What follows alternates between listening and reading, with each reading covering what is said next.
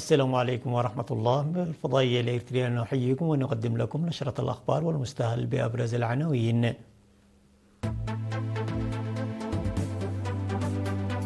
تقدم قطاع الصحة نحو خطة التنمية المستدامة في إقليم الكاشبركة. أنشطة فاعلة لمعالجة الآبار في الإقليم الأوسط.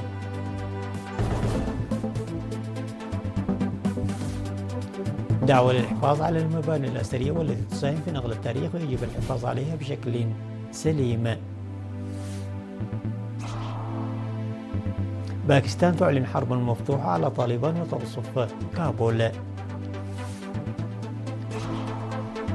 إيران تؤكد التقدم في مفاوضات جنيف وترامب يدرس الخيارات العسكرية.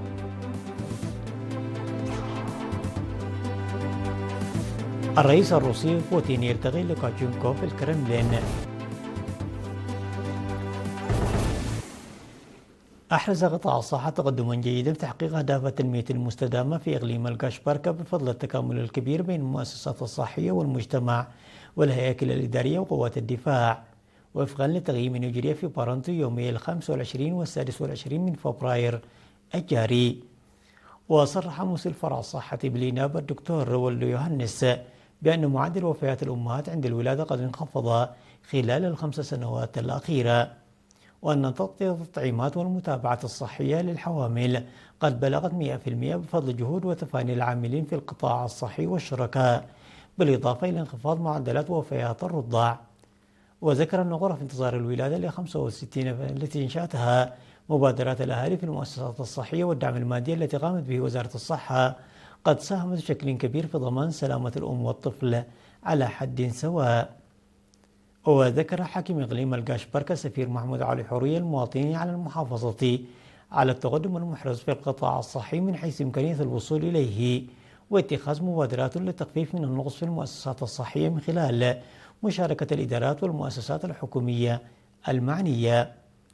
وحثت وزيرة الصحة أمنة نور حسين المؤسسات الصحية على العمل بجد لتنفيذ البرامج التي تركز على الكفاءة مع الحفاظ على التقدم المحرز في تنفيذ أهداف التنمية المستدامة. وطالب المشاركون بإدخال معدات طبية حديثة في المؤسسات وإنشاء محطة أكسجين في مستشفى برنطو الإقليمية المرجعي وفرض رقابة صارمة على الخدمات المقدمة في الصيدليات الخاصة. ومعالجة نقص الأجنحة في مستشفى قلوج الأهلي وتسريع أعمال بناء مستشفى هيكوتا الأهلي، وإلى الاهتمام للتأخر الذي يلاحظ في الصيانة سيارات الإسعاف.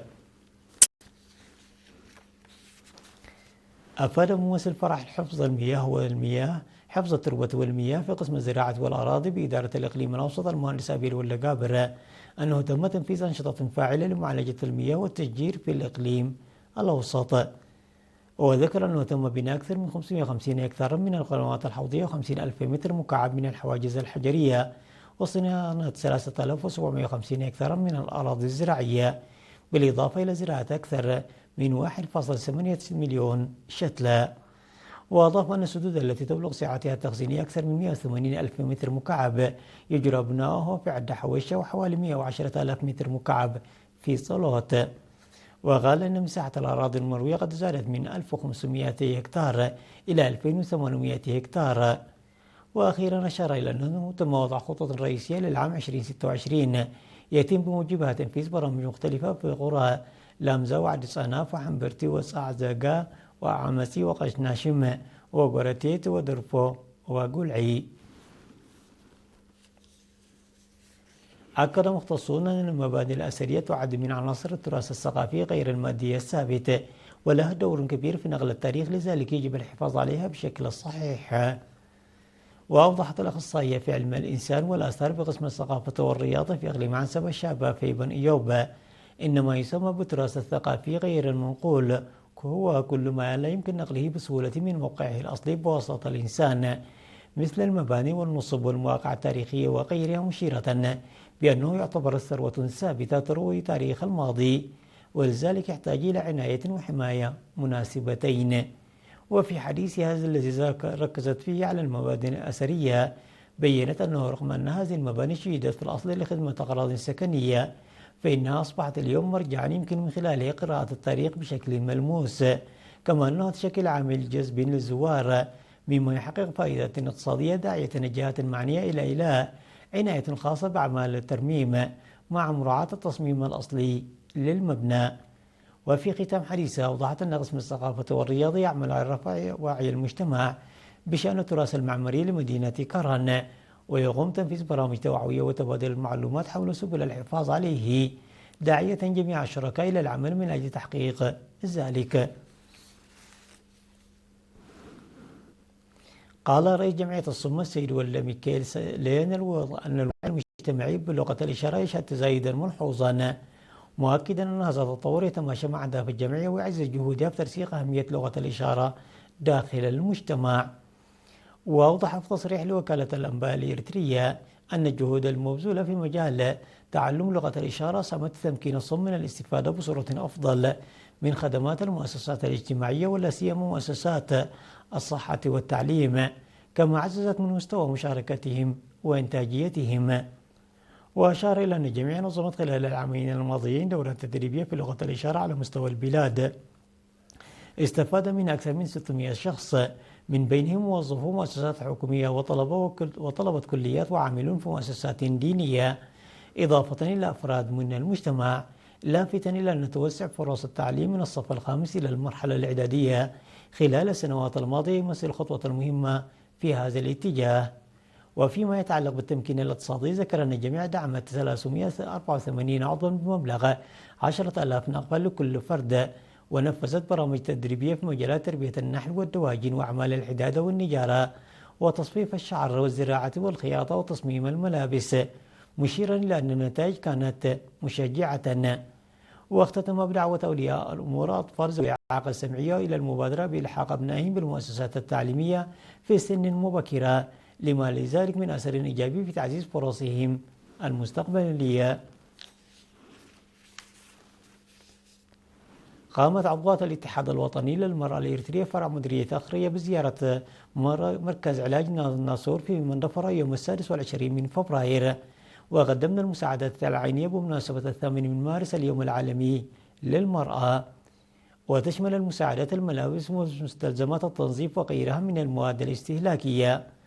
وأوضحت مسؤولة فرع الاتحاد بالمديرية السيدة سقا سلمون أن زيارة النساء المصابات بمرض الناصور وتقديم المساعدة لهن مسؤولية مدنية. وشرح طبيب التوليد وأمراض النساء دكتور هبت هايل ملكوت أسباب وعلاج الناصور وحث النساء على المستويات على القيام بدور رائد في تعزيز الجهود المبذولة للقضاء عليه من خلال رفع مستوى وعي النساء بالممارسات الضارة. من جانبها أشارت مديرية أخرية السيدة ليا برخة أب بالعمل الخيري الذي قامت به عضوات اتحاد المرأة، وحست لا يعالجن من الناصور لاتباع النصائح التي يقدمها المختصون للعيش حياة أفضل والتصرف بوعي لتجنب العادات الضارة. أفاد فرع الاتحاد الوطني للشباب وطلبة إريتريا في إقليم عنسبة أنه يعمل على تعزيز دور الشباب في البرامج المنشودة، وذلك من خلال برامج التدريب والمناقشة التي تم تنظيمها في مديريات عتكليزان وقلب وهبورو وحمل مالو وعلا برعد. وأوضح مسؤول متابعة التنظيمات في الفرع الشاب طاهر صالح في الفعاليات التي أقيمت يوم 21 و22 من الشهر الجاري أن الأنشطة التي نظمت ركزت على تنمية مهارات الإدارة والقيادة ومبادئ الوطن والوطنية وتنفيذ أولويات برنامج اتحاد الشباب والمبادئ التوجيهية المالية والمادية. وقال أن حوالي 300 من أعضاء اللجان التنفيذية وممثلين الشباب شاركوا في الأنشطة التي نظمت مديريات الخمس. ومن جانبه حث المدير التنفيذي لإدارة المديرية علا برعد السيد يوهانس أسبها اتحاد الشباب تقييم البرامج التي تم تنفيذها على مستوى إدارات الضواحي والقرى، مذكرا الإدارات والجهات المعنية الأخرى على العمل معا لتحقيق ذلك. وفي كلمته الختامية حث مسؤول فرع الاتحاد بإقليم عنسبة السيد أزازي برخة أب المتدربين على القيام بدور رائد في زيادة إنتاجية الشباب ومساهمتهم، مشيرا إلى أن الاتحاد يعمل على تعزيز قدرات أعضائه وهيئاته التنفيذية والتأثير الإيجابي على الشباب.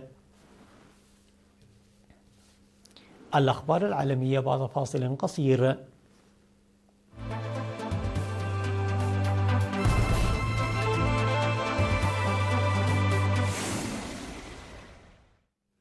أعلن وزير الدفاع الباكستاني خواجة أصبح حربا مفتوحة على الحكومة الأفغانية بينما شنت طائرات باكستانية قارات جوية استهدفت العاصمة الأفغانية كابول وولايتي قندهار وبكتيكيا ردا على هجوم عسكري شنته أفغانستان قبل ساعات على المنطقة الحدودية بين البلدين.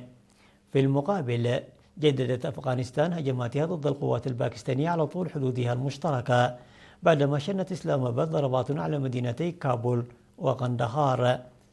وقال وزير الدفاع الباكستاني خواجة أصف أن صبر بلاده قد نفذ وأنهم سيخوضون الآن حربا مفتوحة.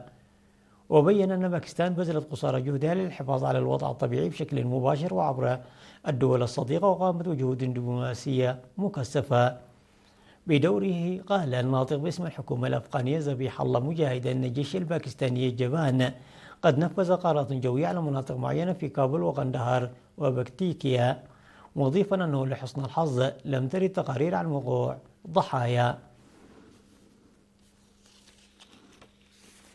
قال وزير الخارجية الإيراني عباس عراقجي عقب انتهاء جولة المفاوضات الثالثة مع واشنطن في جنيف إن المساعي الدبلوماسية مع الولايات المتحدة شهدت مزيد من التقدم، في حين أفادت مصادر باطلاع الرئيس الأمريكي دونالد ترامب على الخيارات العسكرية ضد طهران.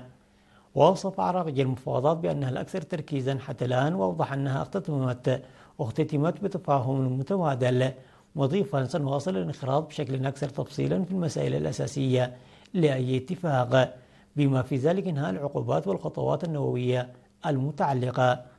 ولم يصدر بعد أي تعليق من فريق التفاوض الأمريكي على نتائج المحادثات، لكن موقع إكسيسيوس نقل عن مسؤول أمريكي في المستوى قوله أن المفاوضات جنيف كانت إيجابية. بدورها أكد سلطنة عمان التي تقوم بدور الوساطة بين الولايات المتحدة وإيران أن الجانبان أحرزا تقدما ملحوظا في المحادثات النووية التي جرت، معلنة اعتزام الطرفين استئناف المفاوضات فور انتهاء المشاورات في طهران وواشنطن. التقى الرئيس الروسي فلاديمير بوتين في الكرملين بنظيره بيلاروسي ألكسندر لوكاشينكو. وشارك الزعيمان لاحقا في الاجتماع السنوي لدولة الاتحاد، وهو اتحاد وتحالف بلا حدود بين الجمهوريتين السوفيتيتين السابقتين، والذي عزز العلاقات الاقتصادية والتجارية والجمركية والعسكرية بين البلدين الجارين. وفي ديسمبر الماضي نشرت روسيا مقطع فيديو لمواصفته بنشر منظومة صواريخ أورشنيك في بيلاروسيا. وقال لوكاشينكو حينها أن الصاروخ قد نشر في بيلاروسيا ودخل الخدمة القتالية الفعلية. صادق برلمان الأرجنتين والأراغواي على اتفاقية التجارة الحرة بين كتلة ميركوسور والاتحاد الأوروبي، وهي اتفاقية وقعت في يناير بعد 25 عاما من المفاوضات. ووافق مجلس الشيوخ الأرجنتيني الذي يمثل أحد الأعضاء الأساسيين في ميركوسور إلى جانب البرازيل والأراغواي والباراغواي على الاتفاقية بأغلبية 69 صوتا مقابل 3 أصوات معارضة. وفي اليوم نفسه وافقت الأراغواي أيضا على الاتفاقية التي لا تزال بحاجة إلى تصديق البرازيل والباراغواي والاتحاد الأوروبي لتصبح سارية المفعول بالكامل. وتحظى الاتفاقية بدعم قوي من اقتصاديات أوروبية رئيسية مثل ألمانيا وإسبانيا، لكنها تواجه معارضة تقودها فرنسا، مشيرة إلى أن مخاوف من أن زيادة واردات سلع مثل اللحوم الأبقار والسكر قد تلحق الضرر بالمزارعين المحليين. عناوين النشرة مرة أخرى: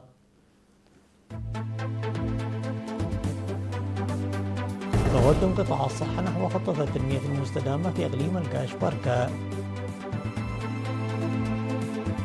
أنشطة فاعلة لمعالجة الآبار في الإقليم الأوسط.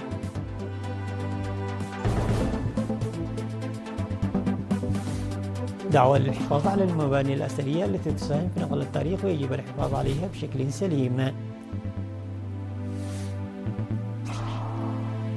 إيران تؤكد باكستان تعلن حرب مفتوحة على طالبان وتصف كابول.